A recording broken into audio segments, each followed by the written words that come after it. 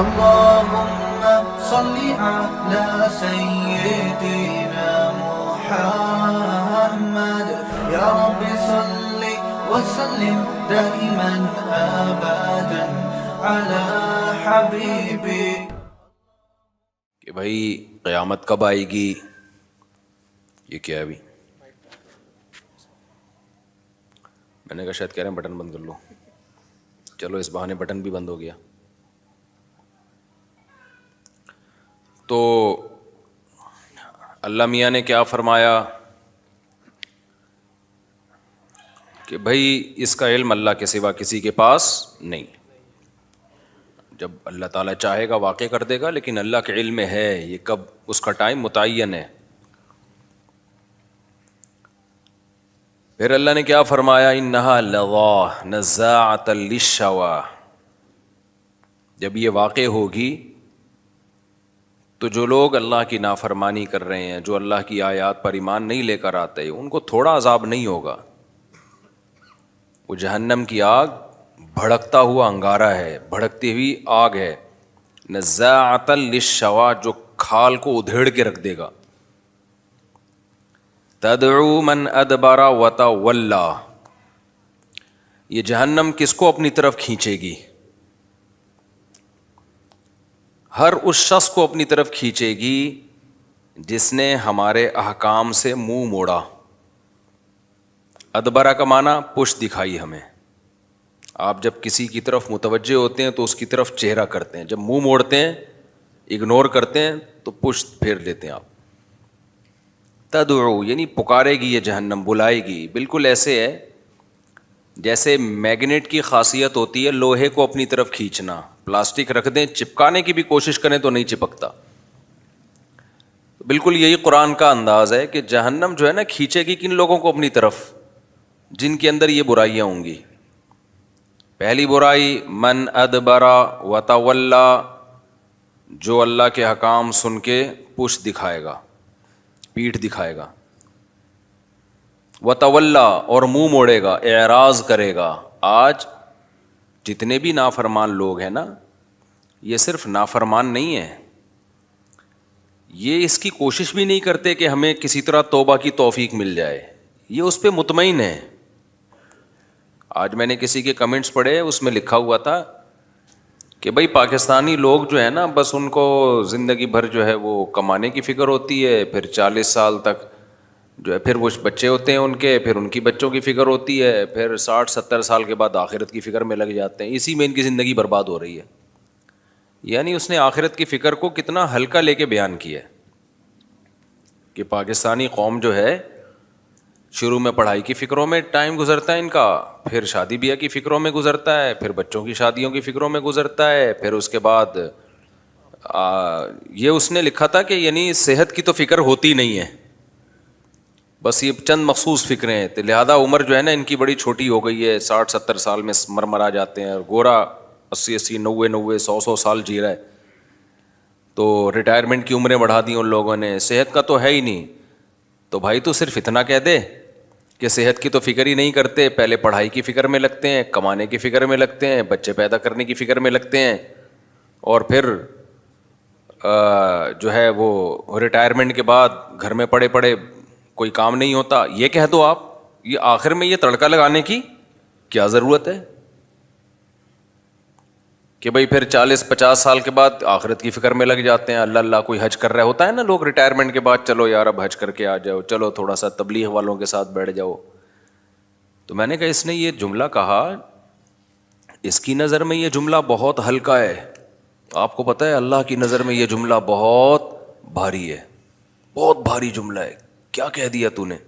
ایک مذاق میں تو نے اس کو کہہ دیا کہ آخرت کی فکر میں لگ جاتے ہیں. یہ سب وہ لوگ ہیں جن بیچاروں کو اپنی پیدائش کا مقصد ہی ان کے پیش نظر نہیں ہے.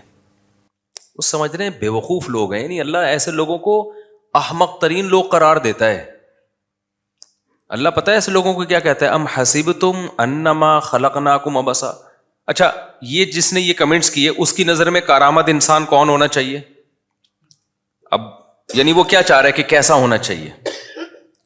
یعنی وہ ایسا ہونا چاہیے کہ شروع میں آپ پڑھائی کی فکر میں نہ لگیں. کیا کریں بھائی پھر ہم؟ پھر اس کے بعد آپ شادی کی فکر میں نہ لگیں، پھر بچے پیدا کرنے کی فکر میں نہ لگیں، پھر بچوں کی فکر میں نہ لگیں، اور آخر میں آخرت کی فکر میں بھی نہ لگیں. تو کیا کرے بھائی پھر یہ لوگ نا، یہ وہ غلام لوگ ہیں جو غیر مسلموں سے اتنے انسپائر ہو گئے ہیں، متاثر ہو گئے ہیں، اتنے پاگل ہو گئے ہیں کہ کہتے ہیں نا کوا چلا ہنس کی چال اور اپنی بھی بھول گیا، یعنی گورے سے بھی 4 ہاتھ آگے نکلنے کی کوشش کر رہے ہیں. ایسی ٹینشن لیس زندگی دنیا میں کسی کی بھی نہیں ہے کہ فکروں سے مکمل ہی آزاد ہو جائیں. تبھی ایک بات اکثر کہی جاتی ہے نا، وہ قیصر راجہ صاحب نے بڑی خاندانی بات کی تھی نا، کہ میرے بارے میں کہا کہ آپ نے دیسی ملحدوں کو بہت زیادہ ویلیو دے دی ہے. تو قیصر راجہ صاحب کی فیلڈ ہے نا یہ الحاد پہ کام کرنا. تو یہ بات واقعی میں نے مشاہدہ کیا ہے کہ یہ جو دیسی ملحد ہے نا، یہ گوروں کے ایتھیس سے 2 ہاتھ آگے ہوتے ہیں. گورا جب بات کرتا ہے نا، گورے میں جو ایتھیسٹ ہیں وہ میں بھی کر کے بات کرتے ہیں کہ بھائی ہو سکتا ہے خدا ہو سکتا ہے نہ ہو. وہ اتنا اس سے آگے نہیں بڑھتے. ان میں جو ایجوکیٹڈ لوگ ہیں خاص طور پر، وہ مذاق نہیں اڑاتے اسلامی حکام کا. آپ ان سے بات کریں وہ بھپتیاں نہیں کستے. یہ جو ہمارے دیسی لوگ ہیں نا، یہ وہ ہیں جیسے کسی غریب کے پاس نیا پیسہ آ جائے تو اپنی اوقات بھول جاتا ہے. تو یہ سمجھتے ہیں ہم ایکچولی جب ہم خدا کا انکار کریں گے نا، ہم کہیں گے اللہ نہیں ہے، خدا نہیں ہے، مذہب غلط ہے، تو دنیا ہمیں ایجوکیٹڈ اور پڑھا لکھا سمجھے گی.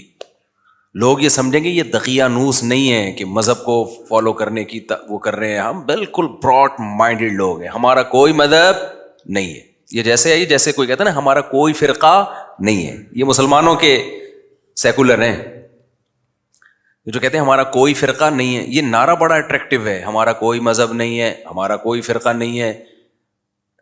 وہ شو کرتے ہیں ہم نیوٹرل لوگ ہیں. اور آپ کو پتہ ہے انسانی نیچر ہے کہ وہ ہمیشہ نیوٹرل لوگوں کی بات کو ویلیو دیتا ہے. مثال کے طور پر میرا جھگڑا چل رہا ہے ان کے ساتھ، پھڈا میرا ان کے ساتھ ہو رہا ہے، میں دعویٰ کر رہا ہوں اس نے پیسے چرائے، یہ کہہ رہا ہے نہیں چرائے.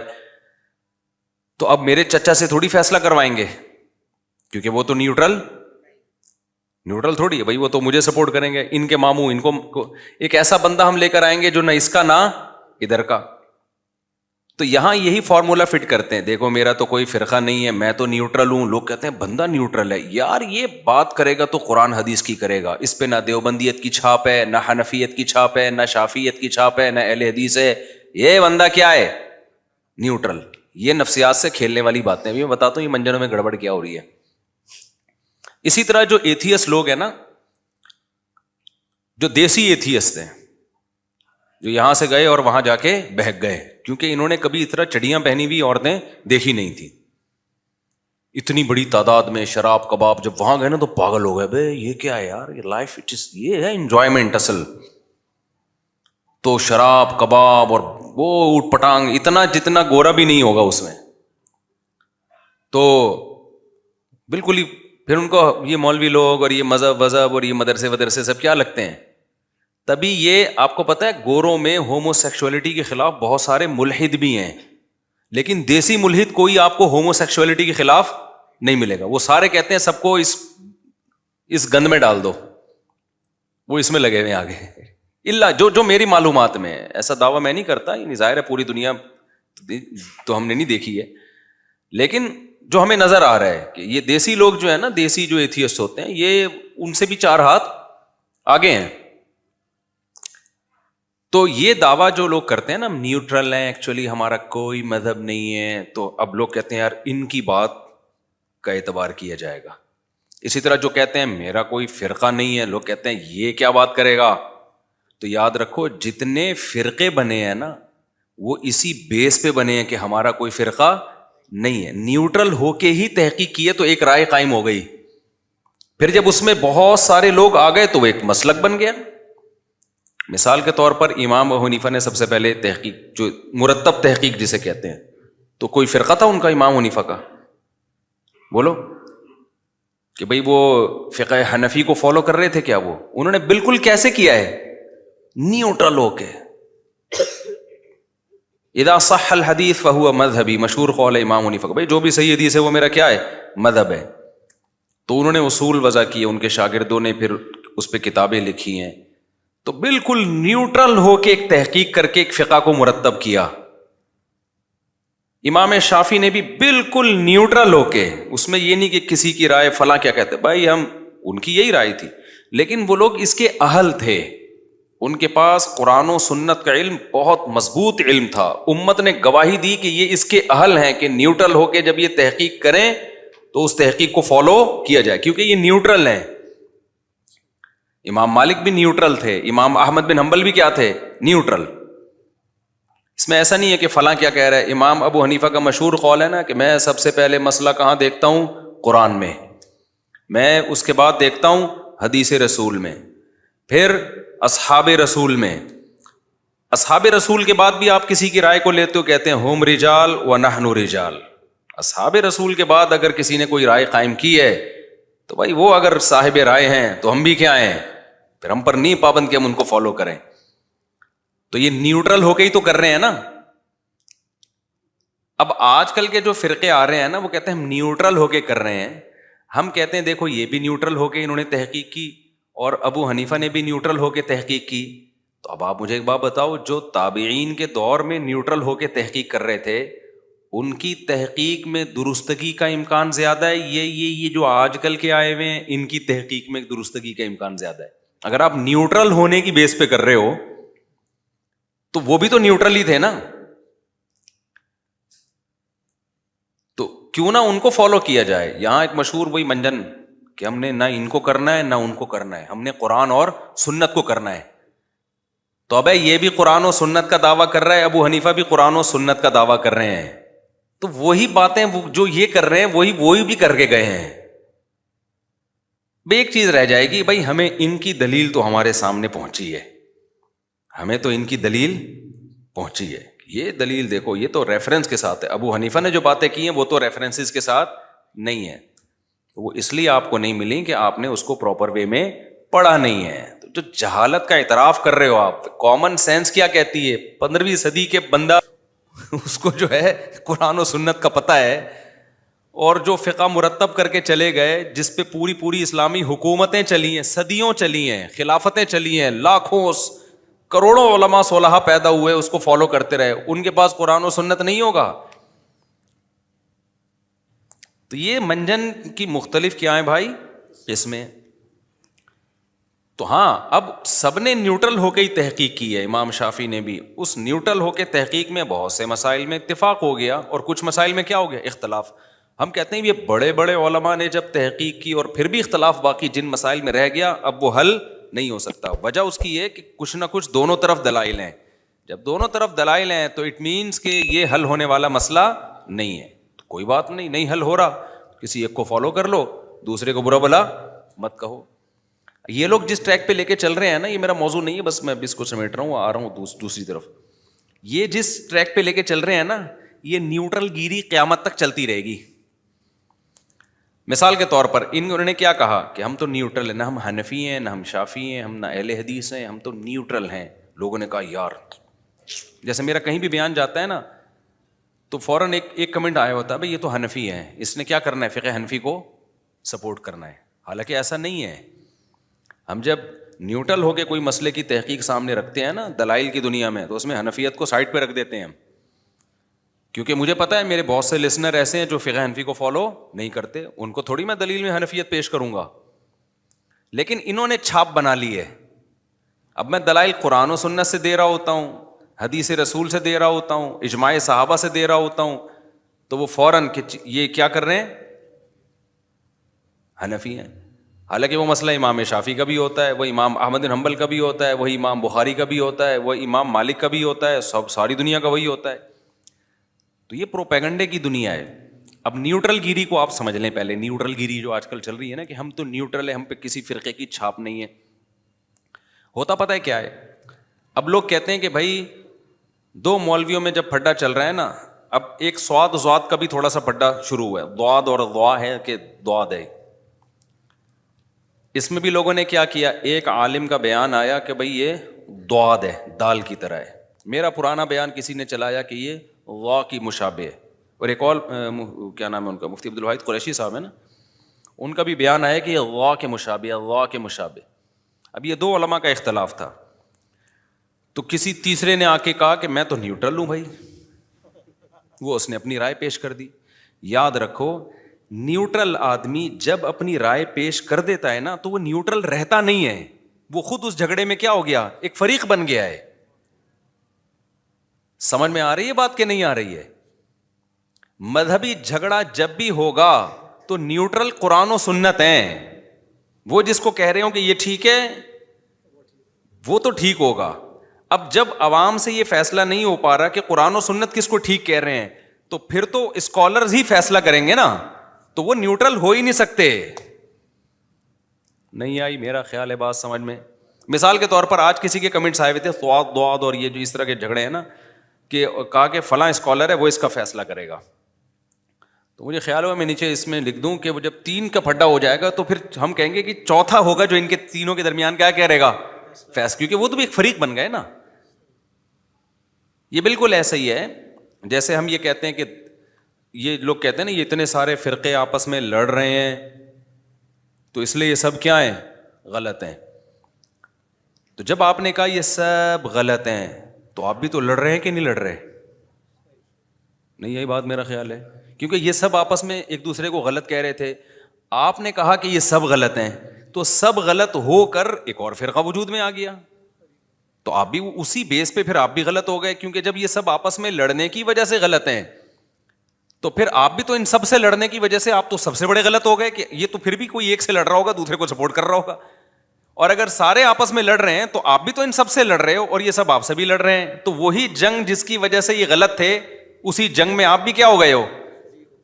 تو یہ جو منجن بکھ رہا ہے نا کہ سارے فرقوں کو ختم کر کے لڑائی ختم کرنی ہے، یہ منجن ہی غلط ہے. یہ لڑائی قیامت تک ختم نہیں ہو سکتی، کیونکہ ان فرقوں سے ہٹ کر ذرا اوپر جاؤ. یہ تو قرآن و سنت کا سہارا لیتے ہیں نا. بالکل جو منجن آج کل مسلم اسکالرز منجن بیچ رہے ہیں کہ یہ سارے فرقے چونکہ آپس میں لڑ رہے ہیں اور میں نیوٹرل ہوں، اللہ کی قسم یہی منجن ایتھیسٹ اور ملحد لوگ بیچتے ہیں کہ دیکھو سب خدا کو مانتے ہیں، ہندو بھگوان کہتا ہے اس خدا کو، مسلم اللہ کہتے ہیں اور انگریز گاڈ کہتے ہیں. خدا کو ماننے والوں میں کتنے فرقے آپس میں بنے ہوئے ہیں. ایک کہتا ہے اللہ نے 1.25 لاکھ پیغمبر بھیجے، دوسرا کہتا ہے کوئی پیغمبر نہیں بھیجا. ایک کہتا ہے کہ جی اتنے بھگوان ہیں، ایک کہتا ہے اتنے بھگوان ہیں. تو خدا کو ماننے والے لوگوں میں اتنے فرقے ہیں، یہ کسی ایک بات پہ جمع کیوں نہیں ہوتے؟ تو جب تک یہ کسی ایک بات پہ جمع نہیں ہوتے یہ سارے کیا ہیں، غلط ہے. تو یہ ایتھیس لوگ وہی نعرہ لگاتے ہیں جو مسلم اسکالرز مسلمانوں کو تانا دے کے اپنے آپ کو صحیح قرار دینے کی کوشش کرتے ہیں. ایک ملحد کی تقریر میں نے خود سنی ہے، میں نام نہیں لوں گا. اس نے کہا دیکھو یہ ہندوؤں اور مسلمانوں کے اختلاف، حالانکہ سب خدا کو مانتے ہیں، کہتے ہیں کریٹر ہے. انہوں نے کہا جو توحید پرست ہیں، ان میں جو توحید کے دعوے دار ہیں، پرست ہوں یا نہ ہو دعوے دار ہیں، ان کے خود آپس میں جنگیں دیکھ لو، کتنی جنگیں ہوئی ہیں عیسائیوں کی. دیکھو ایتھیس عیسائیت کا بھی دشمن ہے، یہودیت کا بھی دشمن ہے اور مسلمانوں کا بھی دشمن ہے، ایسا ہی ہے نا. تو کہتا ہے دیکھو یہ سب تو ایک اللہ کو مانتے ہیں اور اسی اللہ کو مانتے ہیں جس نے پیغمبروں کو نبی بنا کے بھیجا. یہ سب ابراہیم کو، موسیٰ علیہ السلام اور یوسف، یہ سب کو یہودی عیسائی مسلمان مانتے ہیں. دیکھو آپس میں ایک دوسرے کو سب غلط قرار دیتے ہیں، ٹھیک ہے نا. مسلمان کہتے ہیں عیسائی جہنم میں جائیں گے، عیسائی کہتے ہیں مسلمان جہنم میں جائیں گے، یہودی کہتے ہیں تم دونوں جہنم میں جاؤ گے. اور مسلمان اور عیسائی مل کے یہودی کو کہتے ہیں تم کہاں جاؤ گے، جہنم میں جاؤ گے. تو ایتھیس لوگ آئے، دیکھا ان کے کلپ، جو آج کل کے اسکالر جو نیوٹرل کہتے ہیں نا ہمارا کوئی فرقہ نہیں، وہ دکھاتے، وہ دیکھو دیوبندی نے بریلوی کے خلاف فتویٰ دیا، اہل حدیث نے دیوبندی کے خلاف فتویٰ دیا، پھر دیوبندی نے اہل حدیث کے خلاف فتویٰ دیا، پھر دونوں نے مل کے دیوبندی کے خلاف فتویٰ دیا. بالکل وہی لطیفہ مجھے یاد آتا ہے کہ ایک آدمی کے پہلے سے بچے تھے، اس کی شادی ہو گئی خاتون سے جس کے پہلے سے بچے تھے، اب دونوں کے بھی بچے ہو گئے ہیں بھائی. تو ابھی آفس میں بیگم کا فون آیا، دیکھیں میرے بچوں نے آپ کے بچوں کو مل کے مارا، آپ کے بچوں نے میرے بچوں کو مل کے مارا، پھر آپ کے بچوں نے اور میرے بچوں نے ہم دونوں کے بچوں کو مل کے مارا ہے. میں بہت ٹینشن میں ہوں، آپ گھر پہنچے. تو یہ جو نیوٹرل اسکالرز کی بات کر رہا ہوں جو کہتے ہیں نا ہم حنفی ہیں، نہ دیوبندی ہیں، نہ بریلوی ہیں، نہ اہل حدیث ہیں، ایکچولی ہم کوئی فرقے ورقے تو یہ منجن ہے، صحیح ہے نا. میں اصل فرقہ پرستی ختم کرنے کا کیا طریقہ ہے وہ میں بھی بتا رہا ہوں. یہ بہترین منجن ہے. تو یہی منجن ایتھیس لوگ بیچتے ہیں کہ دیکھو عیسائیت، یہودیت، مسلمانوں کی تو جنگیں ہوئی ہیں، صلیبی جنگیں ہیں صلاح الدین ایوبی کی، کتنی طویل عرصہ وہ جنگیں چلی، انگریزوں نے اس پہ فلمیں بنائی ہیں، طویل عرصے تک جنگوں میں تلواروں کی چھاؤں میں ہی مسلمانوں کا ٹائم گزرا ہے. غزوہ بدر سے ہم شروع کرتے ہیں نا تو اب تک جنگ ہی چل رہی ہے. تو ایتھیس بولتا ہے یہ دیکھو یہ سب ایک خدا کو مانتے ہیں، یہودی بھی اللہ کو مانتا ہے، مسلمان بھی کس کو مانتے ہیں؟ اللہ کو مانتے ہیں، لیکن آپس میں تو یہ ہو نہیں سکتے. یہودی کہتا ہے عیسیٰ علیہ السلام اللہ کے معاذ اللہ اللہ کے نبی نہیں ہے، معاذ اللہ نقل کفر، وہ تو ولد الزنا ہے، معاذ اللہ نقل کفر، مریم نے معاذ اللہ، یہ تو منہ سے بولتے ہوئے بھی ہمیں خدا کا اللہ کا خوف آتا ہے، وہ تو ان کو معاذ اللہ نقل کفر ولد الزنا کہتے ہیں. اور عیسائی کہتے ہیں ولد الزنا ہونا دور کی بات، وہ تو اللہ کے بیٹے ہیں. ابے دیکھو بھائی، ایک کہہ رہا ہے، اب وہ کلپ نکال کے چلانا شروع کریں تھی اور چلاتے ہیں. ایک کہہ رہا ہے کہ اللہ کے پیغمبر ہیں، دوسرا کہہ رہے عام انسان نہیں بلکہ معاذ اللہ ان کا تو نسب ہی نہیں ہے. اور مسلمانوں نے کہا یہ دونوں غلط ہیں، ٹھیک ہے نا، یہ دونوں جہنم میں جائیں گے کیونکہ اصل پیغمبر تو کون ہے؟ محمد صلی اللہ علیہ وسلم ہے. یہ منجن ملحد لوگ بیچتے ہیں.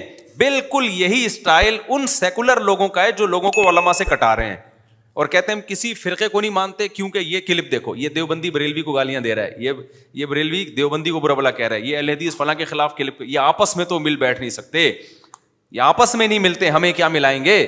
وہی ایک آدمی کی آنکھوں میں بھینگا پن تھا نا، بھینگا پن تھا ایک آدمی کی آنکھوں میں.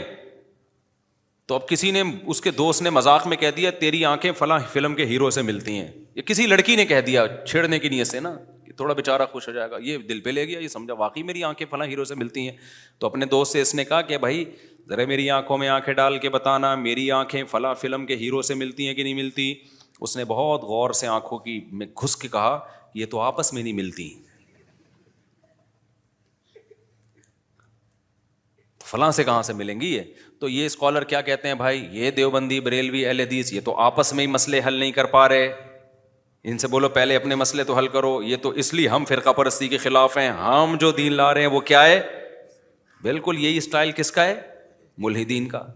تو جو جواب ہم ملحدین کو دیتے ہیں وہی ہم کس کو دیتے ہیں؟ ان اسکالرس کو دیتے ہیں کہ بھائی صاحب اگر یہودی عیسائی مسلمان ایک دوسرے کو غلط قرار دے رہے ہیں تو محض ایک دوسرے کو غلط قرار دینے کی بیس پہ تینوں غلط نہیں ہو جاتے. بعض دفعہ تین آدمی لڑ رہے ہوتے ہیں، ایک حق پر ہوتا ہے، دو کیا ہوتے ہیں؟ ناحق ہوتے ہیں. اس بیس پر کسی کو غلط قرار دینا ٹھیک نہیں ہے. محلے میں دو آدمی لڑ رہے ہیں، آپ نے کہا دونوں لڑ رہے ہیں دونوں غلط ہیں، آپ نے آ کے دونوں کو کوٹنا شروع کر دیا. تو جس بیس پہ آپ نے دونوں کو غلط قرار دیا اس بیس پہ آپ خود بھی غلط ہو گئے کہ نہیں ہو گئے؟ پھر تو کوئی ایتھیس سے ہٹ کے کوئی نیا بندہ ہے وہ کہے کہ میں ایتھیس کو بھی نہیں مانتا. ایک چیز مارکیٹ میں آئی ہے جس کو فری تھنکر کہا جاتا ہے. فری تھنکر یہ مجھے پتا چلا جب میں ملیشیا میں گیا نا، تو ایک بندہ ویسی گپ شپ ہو رہی تھی، میں نے کہا آپ کا مذہب کیا ہے؟ اس نے کہا میں فری تھنکر. ابے میں نے کہا یہ کیا ہے؟ تھنک سے ہی فری ہو گیا. فری تھنکر کا مطلب خالص ذہن ہوں میں. وہ یہ دلیل دے سکتا ہے کہ ایتھیس کہہ رہا ہے خدا نہیں ہے، مسلمان کہہ رہے ہیں اللہ ہے، اور یہودی بھی کہہ رہے ہیں اللہ ہے. یعنی کچھ لوگ کہہ رہے ہیں اللہ ہے، کچھ کہہ رہے ہیں اللہ نہیں ہے. پھر جو کہہ رہے ہیں اللہ ہے ان میں اتنے فرقے ہیں، کوئی کہہ رہے ایک ہے، کوئی کہہ رہے بہت سارے ہیں. اس کا نام کیا ہے اس میں اختلاف ہے. مسلمان کہتے ہیں اس کا نام اللہ ہے، ہندو کہتے ہیں اس کو کیا کہتے ہیں؟ بھگوان کہتے ہیں. پھر جو ایک خدا کو مانتے ہیں ان میں کتنے فرقے ہیں. ایک کہتے ہیں عیسیٰ علیہ السلام اللہ کے بیٹے ہیں، عام پیغمبروں سے بھی بہت اونچے ہیں، وہ تو اللہ کے بیٹے ہیں. ایک کہہ رہے کہ وہ تو معاذ اللہ نقل کفر، وہ تو ولد زنا ہے، نقل کفر، کفر نباشت.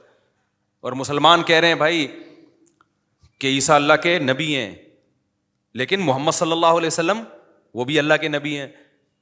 تو وہ فری تھنکر کیا. اور دوسرا کہہ رہے خدا سرے سے ہے ہی نہیں. تو اس نے کہا یہ سارے غلط ہیں. صحیح کیا ہے بھائی؟ صحیح میں ہوں، صحیح میں ہوں. کیوں صحیح ہو؟ کیونکہ یہ سارے کیا ہیں؟ ابے تو تیرا بھی تو کوئی نظریہ ہوگا نا. اب وہ اگر کوئی نظریہ اختیار کرتا ہے تو وہ بھی فریق کا حصہ بن جاتا ہے. وہ کہتا ہے خدا نہیں ہے تو چل تو بھی تو اسی فریق کا حصہ بن گیا. وہ کہتا ہے خدا ہے تو بھائی ہے تو کس تفصیل کے ساتھ ہے, ایک ہے یا بہت سارے ہیں؟ ایک ہے تو آسمانی کتابوں کا ماننے والا ہے. پھر تو کہ پھر جو ہے عیسیٰ اللہ کے بیٹے ہیں یا نہیں ہیں, تو بھی تو اسی جنگ میں آ گیا نا بھائی. تو وہ اس کے جواب میں کہتا ہے میرا کوئی کانسیپٹ ہی نہیں ہے, میں فری تھنکر ہوں. یہ مطلب ہے میرا کوئی فرقہ نہیں ہے. جب کہتا ہے نا کوئی میرا کوئی فرقہ نہیں ہے تو اس کا مطلب میں فری تھنکر, وہ جو جس کا اینڈ وہاں ہوا تھا نا, تو بھی یہی ہے. تو یہ مارکیٹ میں منجن کیا ہو رہا ہے. تو بھائی آپ نہ فرقوں کو ختم کر سکتے ہو, کوشش کرو ختم کرنے کی. کوشش کیسے کرو, آپ اس میں تحقیق کرو ان میں صحیح کون سا ہے, جو صحیح ہے اس کو سپورٹ کرو. اس صحیح میں اگر کچھ غلطیاں ہیں تو ان کی اصلاح کی کوشش کرو, یہ طریقہ ہے. اور چھوڑ دو جو صحیح نہیں ہوتا اس کو اپنے حال پہ چھوڑ دو, وہ آپ کے ذمہ نہیں ہے. نہ قیامت میں آپ سے سوال ہوگا. ہمارے نبی صلی اللہ علیہ وسلم کو اللہ نے بھیجا, فرقوں کو ختم کرنا تو بات کی بات ہے. سب سے پہلے تو دنیا کے مختلف مذاہب کا مسئلہ تو فرقوں سے بھی اوپر کی چیز ہے نا. ارے ایک آدمی دیوبندی بریلوی اہل حدیث بن جاتا ہے, یہ زیادہ برا ہے, یہ وہ ہندو ہو جاتا ہے, یہ زیادہ برا ہے. ہندو ہو کے تو وہ مانتا ہی نہیں قرآن کو. تو فرقوں کے ختم کرنے سے بڑا ٹاسک جو ہمارے پاس ہے وہ تو مختلف مذاہب کو ختم کرنا ہے, کیونکہ ہمارا یہ دعویٰ ہے کہ اسلام ہی نجات کا واحد ذریعہ ہے. لیکن کیا کر پائے ہم لوگ اب تک؟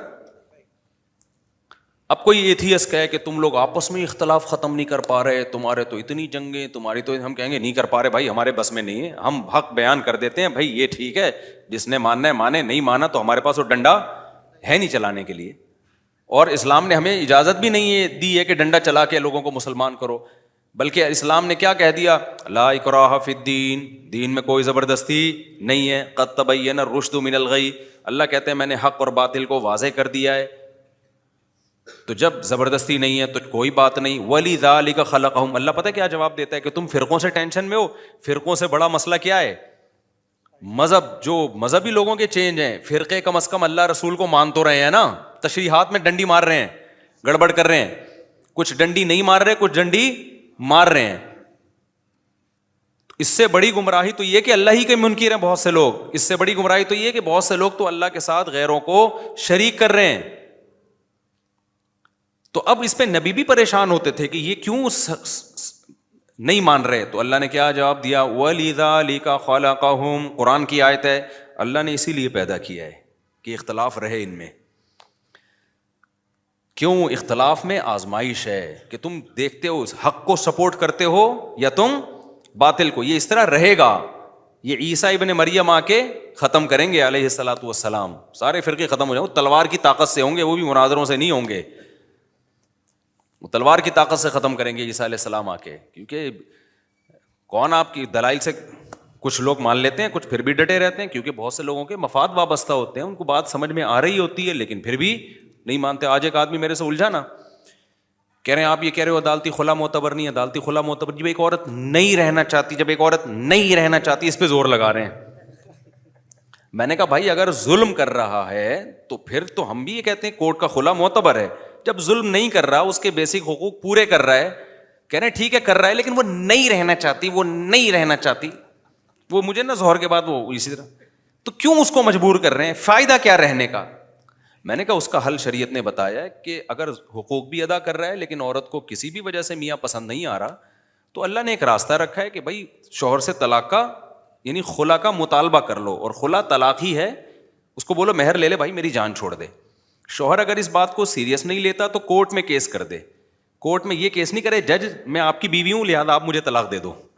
کورٹ میں کہے کہ میں بیوی جس کی ہوں دے گا وہی, آپ صرف اپنی بیوی کو دیں گے, ہاں میں جس کی بیوی ہوں نا مجھے وہی دے گا, لیکن وہ میری بات کو سیریس نہیں لے رہا. کورٹ کا مطلب یہ ہوتا ہے کہ شوہر سیریس لے, آپ اس کو نوٹس بھیج کے بلائیں تو شوہر پھر سیریس لے گا, اور شوہر کو یہ بھی اطمینان ہو جائے گا کہ بھائی جب عدالت انوالو ہوتی ہے تو میرا مہر مجھے لازمی ملے گا, ورنہ ایسا نہ ہو میں نے ادھر طلاق دی اور مہر بھی لے کے بیوی شارٹ ہو جائے.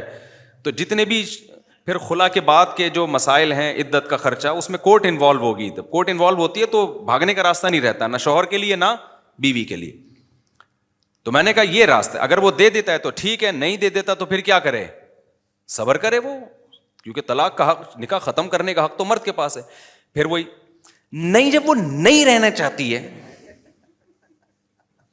یہی اسٹائل تھا ان کا. نہیں مفتی صاحب آپ آج ہی کی بات ہے, ظہر کے بعد, جب وہ نہیں رہنا چاہتی ہے, میں نے کہا میرے بھائی چھوڑ دے اسلام کو. پھر میں نے کہا میں آپ عقل سے ثابت کرنے میرے پر تھوپ رہے ہو ایک مسئلہ. یہ پتہ ہے کیا ایک لاجک پیش کرتے ہیں, ایک عورت نہیں رہنا چاہتی تو کیوں اسلام اس کو مجبور کر رہا ہے رہنے پر.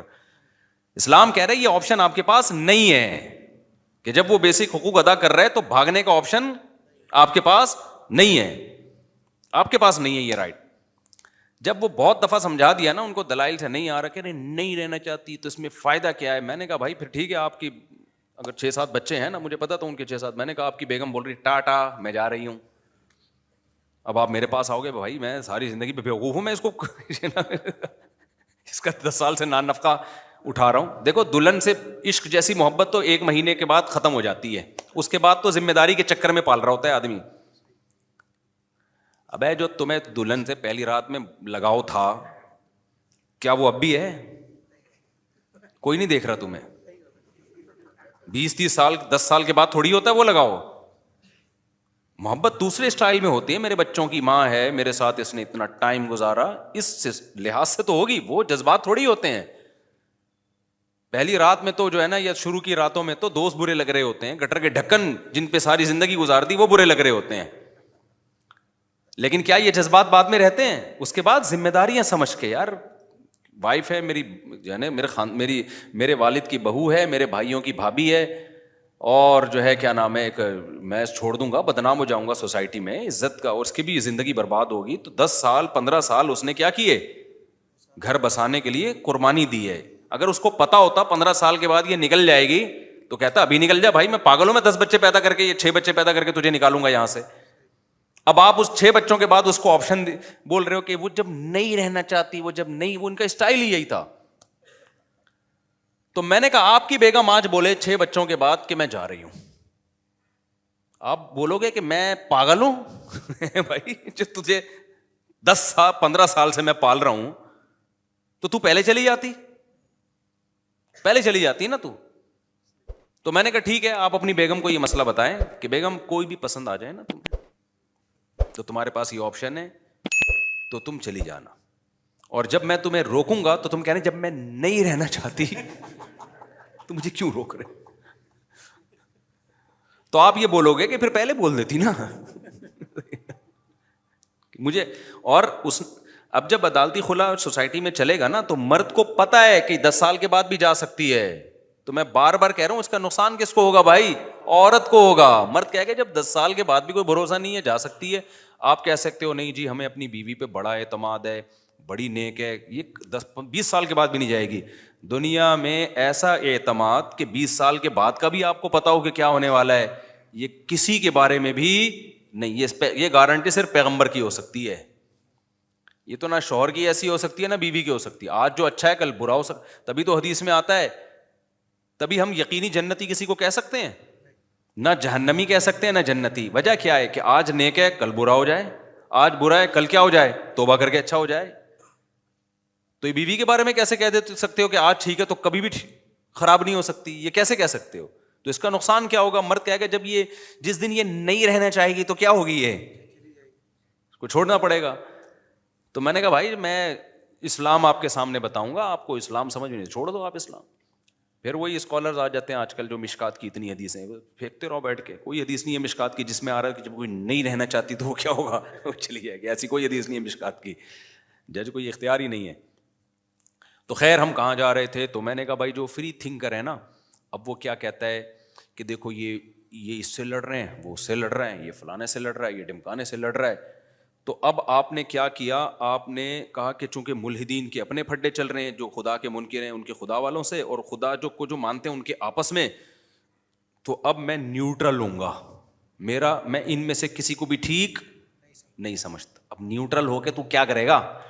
سارے عقیدے تو ختم ہو گئے نا, جو خدا کو ماننے والے بھی ختم, خدا کا انکار کرنے والے بھی. پھر جو خدا کو مانتے ہیں ان میں توحید پرست بھی اور مشرک بھی.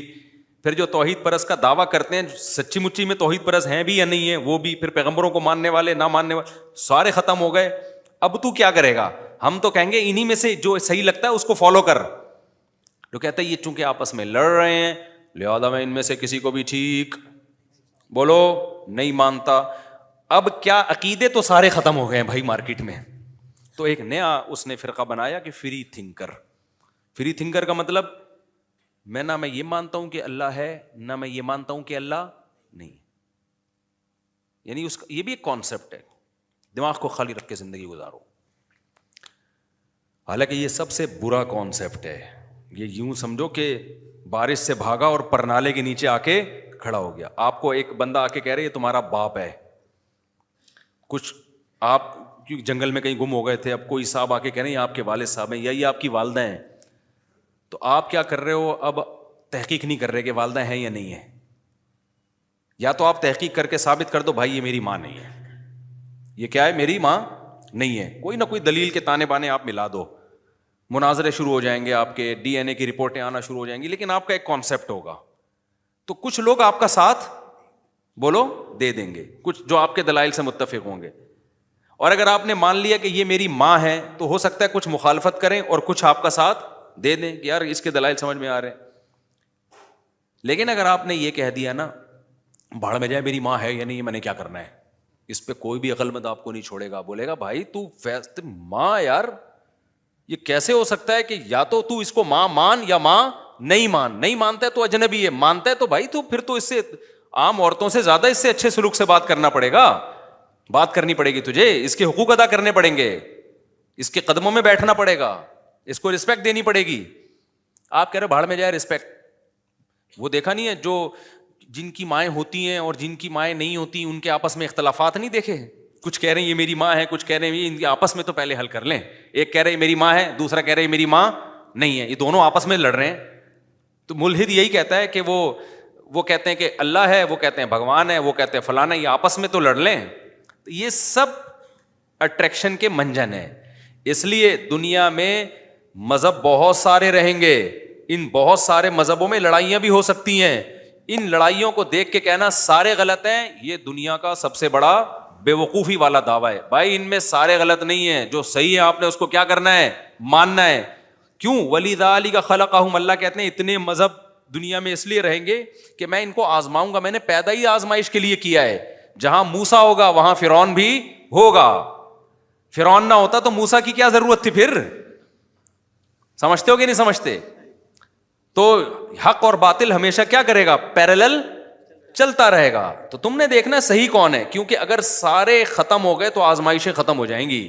کمال یہی ہے کہ تم اتنے سارے مذہبوں میں تم حق کو پکڑ کے ڈٹے رہے اور اس کو پر قائم رہنے میں تم نے کسی کی مخالفت کی پرواہ نہیں کی, ہر لحاظ سے پھر اس حق کا ساتھ دیا. تبھی اللہ کہتا ہے یہ اختلاف میں قیامت کے دن حل کروں گا. تبھی اللہ تعالیٰ جہاں بھی نبی اختلافات سے پریشان ہوتے تھے نا کہ اتنے سارے لوگ ہیں اور یہ بات بھی نہیں مان رہے, اسلام پہ آ نہیں رہے, تو اللہ کیا فرماتے ہیں, ان ربک یفصل بینہم یوم القیامۃ فیما کانوا فیہ یختلفون. اے نبی تیرا رب قیامت کے دن فیصلہ کرے گا کہ ان میں صحیح کون تھا اور غلط کون ہے. تو میرے پاس ہی آنا ہے انہوں نے, میں فیصلہ کروں گا. اللہ نے یہ نہیں کہا کہ یہ کیونکہ سب آپس میں لڑ رہے ہیں لہذا سارے غلط ہیں, ٹھیک ہے نا. تو بالکل فرقوں میں بھی جب اسلام دنیا میں آیا تو ان میں فرقے بن گئے, ان میں کیا بن گئے, فرقے. اب دیکھو ایک اہم پوائنٹ کی بات ہے, اللہ کی بات سمجھ میں آ جائے. کیا اللہ نے ایسا کیا کہ جب دنیا کے سارے مذاہب غلط ہو گئے تھے تو اللہ نے سب کو غلط ہی چلا دیا؟ اللہ نے حق پیغمبر کو بھیجا نا, محمد صلی اللہ علیہ وسلم کو, اور آخری نبی بنا کے بھیجا. تو پتہ ہے آخری نبی کی برکت سے کام کیا ہوا ہے, ایک بڑا خاندانی کام ہو گیا. وہ خاندانی کام یہ ہو گیا, اب اللہ نے اور اس کے رسول نے اعلان کیا کہ اب اسلام جب دنیا میں آ گیا ہے اور نئے نبی نہیں آئیں گے تو اب مسلمانوں میں فرقے تو بنیں گے, لیکن ایسا نہیں ہو سکتا کہ اس زمین پر کوئی ایسا ٹائم آ جائے کہ سارے ہی فرقے غلط ہو جائیں. ایک فرقہ ان میں ہمیشہ حق پر رہے گا. لہذا اس حدیث اور قرآن کی روشنی میں جو یہ کہتا ہے نا کہ یہ سارے فرقے غلط ہیں, اس کا پروگرام تو وہیں سے ختم ہو گیا. نہیں آئی میرا خیال ہے بات, آپ کی سمجھ میں نہیں آئی نا. اب اتنے سارے فرقے ہیں نا, کہہ رہے ہیں یہ اتنے فرقے, وہ دیوبندی کہتا ہے بریلوی غلط, وہ کہتے ہیں اہل حدیث غلط, وہ کہتے ہیں فلانا غلط, وہ کہتے ہیں ڈھمکانا غلط, ہوتی ہے یہ سارے غلط ہیں, میں نیوٹرل ہوں.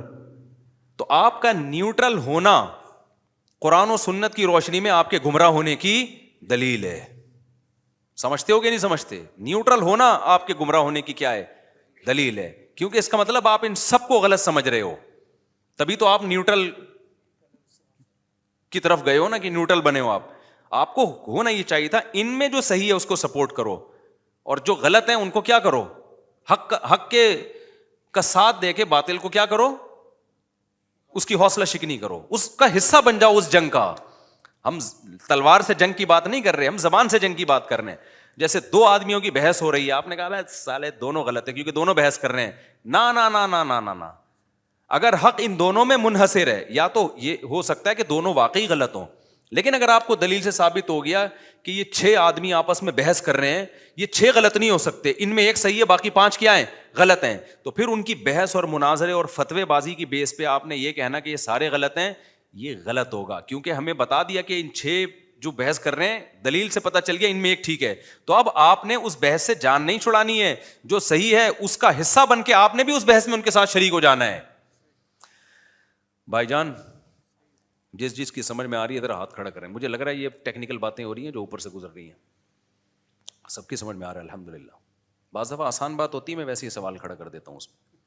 تو اب میں آپ کو بتاتا ہوں, بات ادھر چلی گئی ہے تو اس کو کمپلیٹ کریں میرے بھائی. اور ایک بات آپ کو بتاؤں یار, تم ابھی چھوڑو, پھر میں وہی الفاظ استعمال کروں گا نا. دیکھو علم علماء دیوبند کے پاس ہے, آپ کو صحیح بات بتاؤں میں, علم علماء دیوبند کے پاس ہے. علم میں ایک ہوتی ہے کوانٹٹی, ایک ہوتی ہے عمق. میں نیوٹرل ہو کے یہ بات کر رہا ہوں. آپ کہہ سکتے ہو کہ آپ تو دیوبندیت کی چھاپ آپ پہ لگی ہوئی ہے, لیکن میں نے کیا بتایا کہ جب آپ فریق مخالف سے خطاب کرتے ہیں نا تو پھر نیوٹرل ہونا پڑتا ہے. جیسے میں اگر عیسائیت سے بات کروں گا تو میں قرآن کے دلائل تھوڑی دوں گا ان کو, کیونکہ ہم تو اسلام کو مانتے ہی نہیں, تو میں قرآن سے ہٹ کے پہلے قرآن کے برحق ہونے کی دلیل دوں گا. وہاں مجھے نیوٹرل ہونا پڑے گا. تو میرے عقائد وہی ہیں جو علماء دیوبند کے عقائد ہیں. کیوں ہیں وہ میں بھی بتاتا ہوں. لیکن جب میں اہل حدیث سے بحث کروں گا, جب میں کسی بریلوی مکتبہ فکر سے بحث کروں گا, تو پھر میں تھوڑی دیوبندیت کا حوالہ دوں گا کہ حضرت مولوی تھانوی نے یہ لکھا تو پھر میں اس سے اوپر جاؤں گا. میں کس کی بات کروں گا؟ اپنا برحق ہونا. یہاں تک کہ علماء دیوبند کا برحق ہونا بھی میں قرآن و سنت سے ثابت کروں گا, اور اگر ثابت نہیں ہوگا تو مجھے چھوڑنی پڑے گی دیوبندیت. تو میرا مقصد تو صرف یہ ہے کہ یہ جو لیبل لگنے کی وجہ سے لوگوں نے کہا ہے نا کہ یہ اتنے سارے فرقے ہیں, لہذا یہ لیبل غلط لگایا جا رہا ہے. یہ صرف کیا ہے, ایک منجن بیچا جا رہا ہے, ایک اچھا عنوان لگا کے, اور کچھ بھی نہیں ہے. تو میں اب دیوبندیت سے نکل کے بات کر رہا ہوں, نیوٹرل ہو کے, کہ ہم نے ہر طرح کے علماء کی کتابیں پڑھی ہیں. علم میں کوانٹٹی بہت ہے, علم کے اندر جو عمق اور گہرائی چاہیے نا, جو گرفت چاہیے, وہ ہم نے بر صغیر میں علماء دیوبند ہی میں دیکھی ہے.